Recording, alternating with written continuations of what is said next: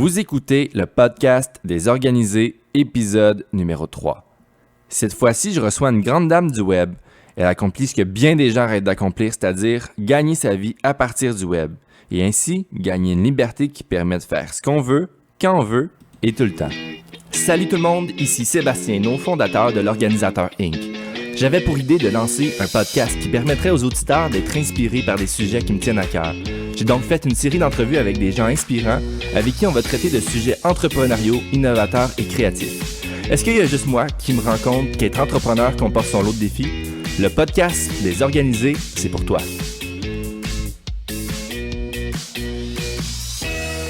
Hey, salut à toi l'auditeur, je suis Sébastien Hainaut et je te souhaite la bienvenue sur le podcast des organisés.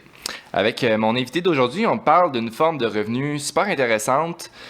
En fait, il y a 10, 15, 20 ans, on parlait des revenus passifs principalement dans le domaine financier avec des investissements boursiers, immobiliers, etc. Aujourd'hui, quand on pense à revenus passifs, on pense à générer des revenus sur le web. Donc, le web et les revenus passifs, c'est ton dada. Salut Janice Dugas, comment tu vas aujourd'hui? Ça va très bien, Sébastien, merci. Très heureuse d'être ici avec toi aujourd'hui. Yes! Je suis super content de t'avoir aussi avec moi.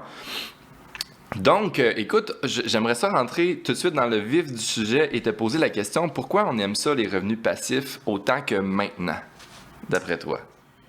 Tout simplement parce que, mais il faut peut-être faire une petite nuance. Dans le temps, on appelait ça des revenus passifs, mais aujourd'hui, j'aurais plus tendance à dire que c'est des revenus automatiques parce que tu travailles fort, tu travailles des journées longues pour générer des revenus passifs. Mais aujourd'hui, c'est parce qu'avec la nouvelle technologie, l'avenue de l'Internet et tout ça, c'est beaucoup plus facile de pouvoir se faire un revenu d'appoint pour commencer, quitte à le transformer par après pour lâcher ta job, ton 9 à 5, puis je ne conseille pas à personne de lâcher sa job de 9 à 5 au début, là, mais aujourd'hui, avec la technologie puis l'ère d'information dans laquelle on vit, c'est possible de se générer du revenu automatique qui nous permet de finalement atteindre une certaine liberté de temps et d'argent pour faire vraiment ce qu'on aime dans la vie. Super! Écoute, moi, comment je voyais ça aussi, c'est que, mettons, avec les revenus passifs pour lesquels on va générer des revenus d'intérêt sur des placements et tout, on a besoin d'un investissement en argent pour générer ça. Tandis qu'avec le revenu automatique sur le web, l'investissement en argent il est minime si on a beaucoup de temps à y consacrer. Parce que on peut générer des revenus automatiques sans avoir à investir des milliers, des millions de dollars. Là. Oui, tout à fait, parce que tu vois, on appelle ça, même pour les gens qui n'ont pas beaucoup de budget, pour commencer, ça te demande quoi? Un domaine qui coûte à peu près, je ne sais pas moi, 10 $ par année, 10-15 $ par année. Un hébergement, ça peut aller même jusqu'à 3 $ par mois, 10 $ par mois, 120 par année. Tu installes un site WordPress qui est gratuit, sauf la personne qui l'installe. Ouais. Mais après ça, tu pars d'une idée, une passion que tu as, quelque chose qui te passionne, puis là, tu peux développer quelque chose, des produits d'information, puis il y a plusieurs sortes de produits que tu peux faire à partir de ton site, puis c'est là que tu commences à faire du revenu passif. Super. Donc, on se sent un peu comme des retraités quand on génère des revenus automatiques. Ah, c'est pas mal le fun. Oui. Parce qu'on a un peu le même rythme de vie, si on veut, parce que on n'a pas besoin. Notre rémunération n'est pas associée à notre temps directement, si on peut dire. Super. Et puis toi, tu as démarré une boutique en ligne sur le principe du dropshipping aux États-Unis. Puis, est-ce que tu peux expliquer qu'est-ce que c'est que le dropshipping pour les gens qui ne sont pas familiers avec ça? Oui, tu vois, il existe plusieurs modèles d'affaires. Ça, c'en est un, le dropshipping. C'est la beauté du dropshipping, c'est que tu peux avoir un site web, bâtir une boutique électronique, mais tu n'es pas obligé d'acheter ou d'inventaire. Tu vas vendre le produit de plusieurs manufacturiers. Okay? Sur ton site web, tu mets le catalogue des produits. Avec ton shopping cart, les gens passent la commande, tu reçois ton paiement. Un coup, tu as reçu ton paiement, là, tu envoies un courriel à ton manufacturier, puis tu lui dis, s'il te plaît, veux-tu livrer ce produit-là, ces produits-là, cette personne-là? Donc, lui s'occupe de la production, l'emballage, le shipping, et puis même s'il y a des retours, c'est lui. Et toi, dans le fond, ce que tu fais, tu es un entre-deux. Mais la beauté de la chose, c'est que tu reçois comme, mettons, moi, je descends le matin, puis j'ai une commande qui rentre, et, mettons qu'il est 9 h, et puis à 9 h, l'argent rentre à 9 h, puis à 9h10, c'est terminé, puis j'ai fait 40 de profit en 5 ou 10 minutes. Là. OK. Fait que dans le fond, dans le dropshipping, tu vends des choses que tu n'as pas achetées, que quelqu'un d'autre a acheté. Oui. Puis tu génères des revenus par rapport au pourcentage de profit que tu te fais sur la différence entre le prix que ton manufacturier le vend versus toi, ce que tu as vendu là, sur ton site web. Puis tu n'as même pas besoin de t'occuper du shipping, rien. Non. Fait que... Pas du tout. Fait que ça n'a aucun coût, si on veut, à part ton temps. Puis d'entretenir... Le setup de la boutique, tout ça. Oui, c'est ça, l'hébergement, comme tu disais tantôt, puis tout. Ouais. Fait qu'un des gros avantages, c'est le risque, qui est très, très petit dans le démarrage d'une entreprise comme ça. Puis pourquoi toi, tu as dirigé ton entreprise vers des produits qui se vendent, qui sont livrés aux États-Unis seulement? C'est à cause du... Tu sais, quand je te dis quand tu as une passion, faut que tu trouves une niche. Ouais. Et puis quand j'ai fait la recherche de marché, puis la recherche de qu'est-ce qui m'intéressait, que j'aimerais ça vendre, je suis tombée par hasard sur justement cette niche-là qui se trouve à être des toiles, des canvas. Mm-hmm. Et puis dans le manufacturier, il y avait à peu près 35 000 produits. Mais dans ces 35 000 produits, j'en ai choisi une niche qui se trouve à être la représentation de livres anciens que les Américains lisaient quand ils étaient à l'école. Okay. Et puis, je dis, c'est intéressant ça, parce que moi, j'aime beaucoup les livres. Chez nous, j'ai 3 pièces, juste des livres. Mais de dire, de voir une toile qui représente la couverture d'un livre qu'ils ont lu quand ils étaient jeunes. Nous autres aussi, on a des livres fétiches, tu sais, fétiches. Et puis, je dis, je vais l'essayer. J'ai testé le marché. Et puis... Ça a pris beaucoup d'ampleur parce qu'il n'y en a pas beaucoup qui l'ont choisi, cette niche-là. Donc, j'ai pas beaucoup de compétition, mais la demande est là. Surtout, ça peut être des personnes, des individus, ça peut être des librairies, ça peut être des universités, des écoles. Puis pourquoi juste aux États-Unis? C'est parce qu'au début, j'ai ouvert, j'acceptais de vendre au Canada, aux États-Unis, en Australie, mais c'est quand ça passait les douanes pour s'en venir, États-Unis, Canada. Quand la toile arrivait, le canvas arrivait à la porte, il y avait une demande de TPS. Ouais. Assez... donc, là, les gens, des fois, ils retournaient en disant « Non, je ne veux pas payer à TPS là-dessus. » là. Ouais. Donc, finalement, comme mon marché était quand même plus américain, okay, et puis que je pouvais livrer par UPS aux États-Unis, j'ai ôté la fonction de vendre au Canada. OK. Puis depuis ce temps-là, je vais aux États. Fait que c'est une façon de simplifier, dans le fond, le processus de vente. Oui. Tu réduis ton marché, mais au moins, c'est plus simple. Fait que de ton côté, au niveau de la gestion du temps par rapport à cette boutique-là, c'est rentable, là, oui, si on peut dire en temps. Oui, très rentable. Ah, super. Puis, les étapes pour démarrer une boutique comme ça en dropshipping, tantôt, tu disais... l'hébergement, fait qu'on doit héberger un site web. Ensuite, on installe WordPress, donc on peut programmer là, un site web de base là, avec WordPress. Ouais. Puis j'imagine que l'achat de certains plugins aussi pour pouvoir générer une boutique en ligne, collecter les paiements, puis tout ça. Y a-t-il des plugins que tu suggères d'utiliser? Ce que j'utilise, c'est WooCommerce pour intégrer les produits et puis faire le shopping cart, mais ça passe par PayPal. OK. Donc, avec WooCommerce, intégré avec PayPal, tout fonctionne. OK. Puis avec PayPal, c'est sûr que les frais sont assez élevés au niveau des paiements par carte de crédit. Je pense qu'en ce moment, c'est 3,9. Plus 30 cents ou la transaction. OK, quand même. Ouais. Fait qu'ils sont quand même dispendieux, mais au moins les gens ils sont rassurés quand ils voient PayPal qu'ils peuvent payer avec ça parce que c'est une plateforme que tout le monde connaît puis qu'ils savent que c'est sécuritaire là, en mettant leurs informations de carte de crédit là-dessus. Ouais, fait que ça, c'est les étapes pour la créer, la boutique. Ouais. Grosso modo, là, on s'entend on s'entend qu'il y a pas mal plus de détails, je présume, par rapport à ça. Puis ensuite, pour les vendre, ces produits-là, j'imagine que ça demande à ce qu'on travaille sur le référencement de la page web, des fiches produits, qu'il faut travailler sur le marketing autour de ça. Comment tu t'es pris, toi, avec ta boutique? Tout à fait. Bien, au début... Je faisais le marketing en prenant de la publicité, mettons, sur Facebook, puis je dirigeais vers un produit, on appelle ça un deep linking. Mais au fur et à mesure que j'avançais, j'ai trouvé que c'était beaucoup plus profitable d'installer le blog, même si c'est une boutique en ligne.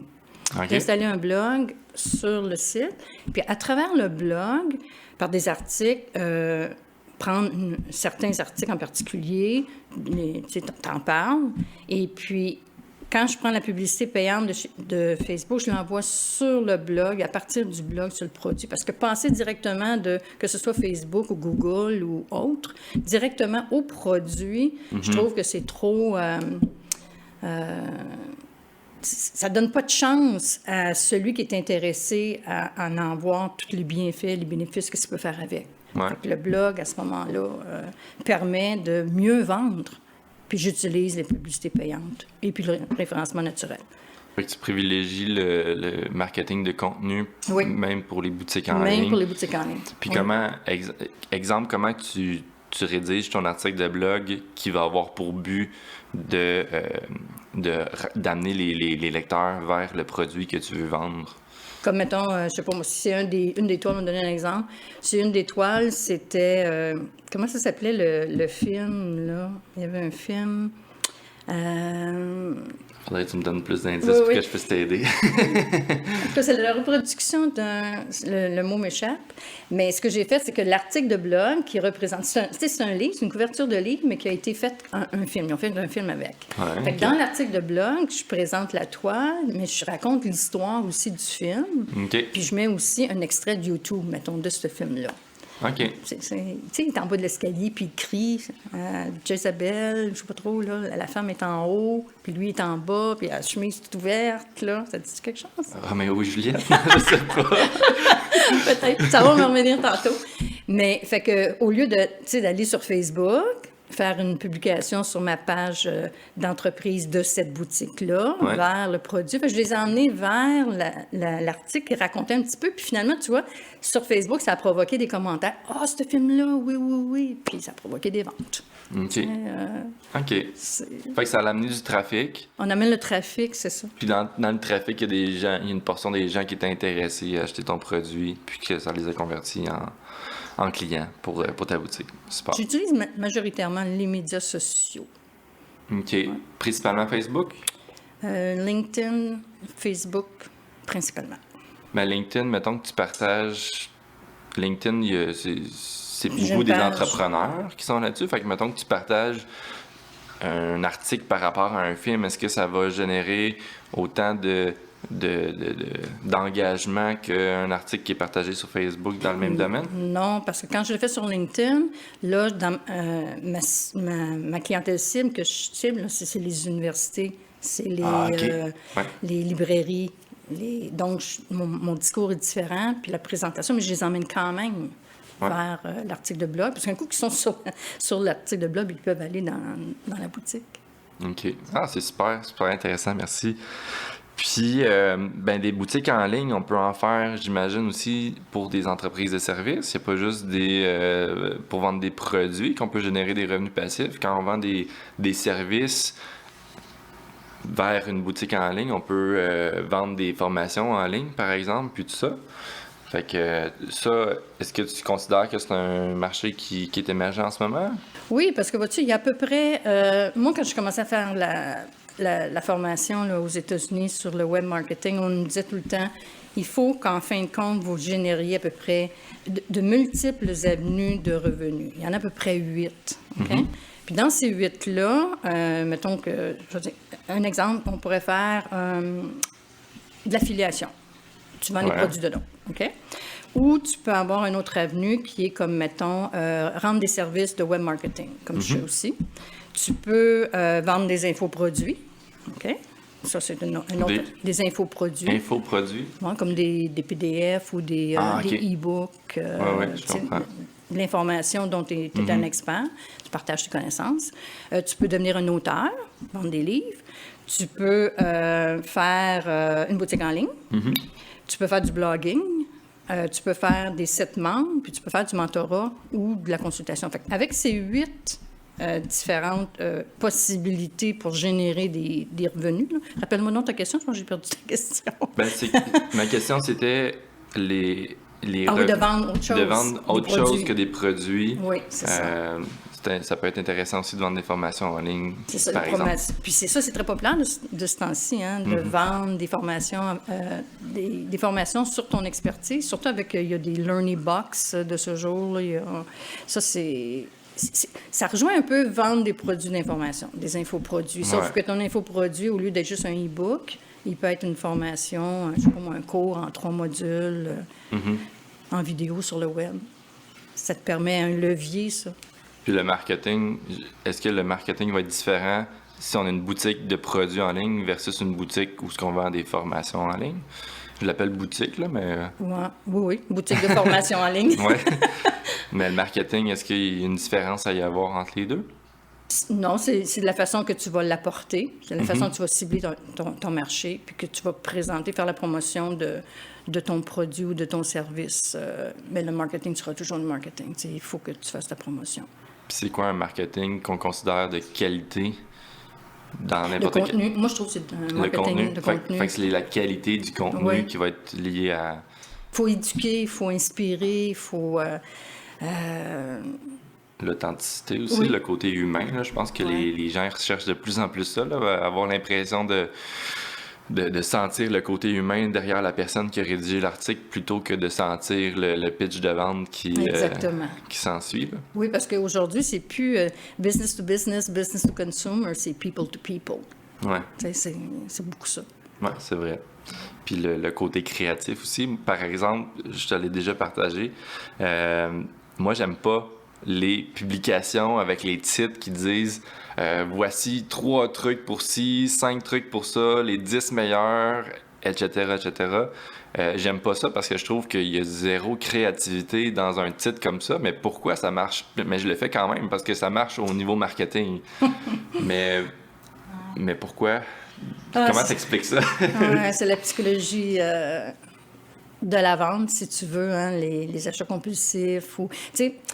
Puis même, ils disent des fois, ne donnez pas aux gens ou à vos clients ce qu'ils ont besoin. Donnez-leur ce qu'ils veulent. Ouais. Parce qu'ils veulent, c'est pas nécessairement ce qu'ils ont besoin.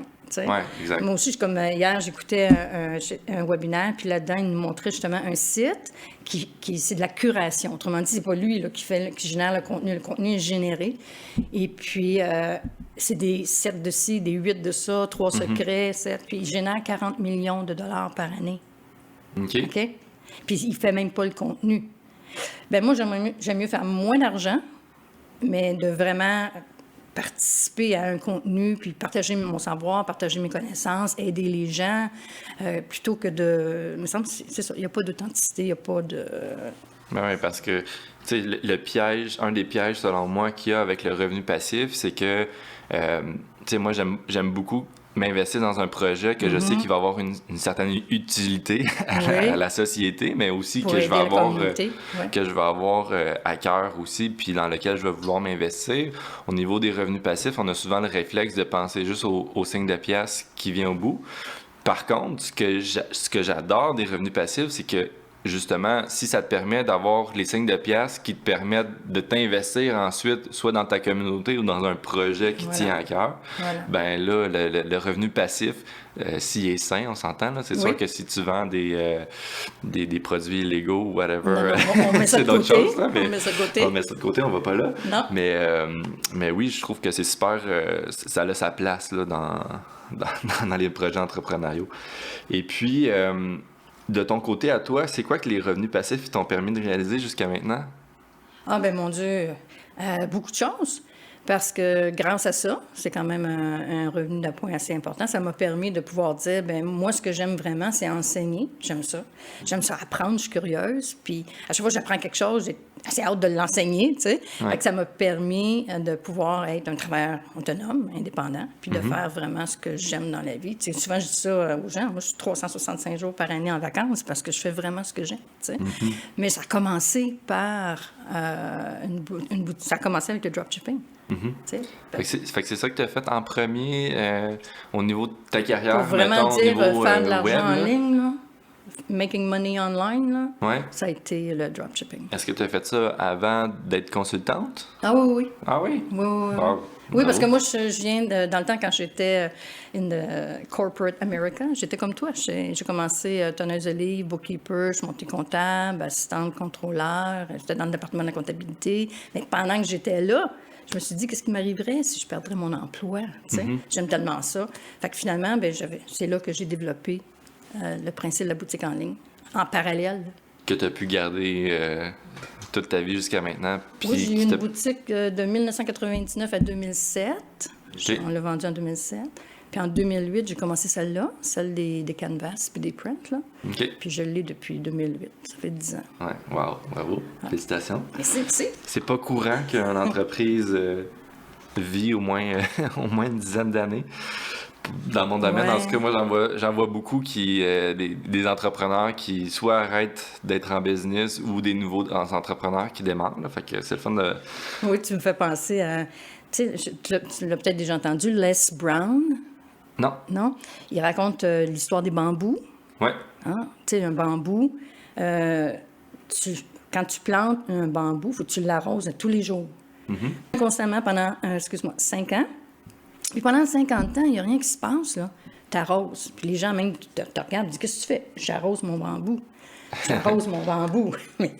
Mais au bout de 5 ans, le bambou, il va pousser 9 pieds d'auteur en 5 jours. OK. Wow. Alors, il faut vraiment, il faut se donner le temps de faire Ouais, le puis setup.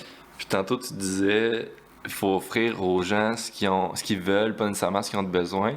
Puis ça me fait penser à la phrase typique de Henry Ford, là, qui dit, si j'avais demandé aux gens ce qu'ils avaient besoin, ils m'auraient dit un cheval qui court plus vite. Oui. Fait que dans le fond, lui, il a compris que ce que les gens ils voulaient, c'est aller plus vite. C'est de ça qu'est partie là, l'invention de la voiture. Tout à fait. Oui, c'est bon.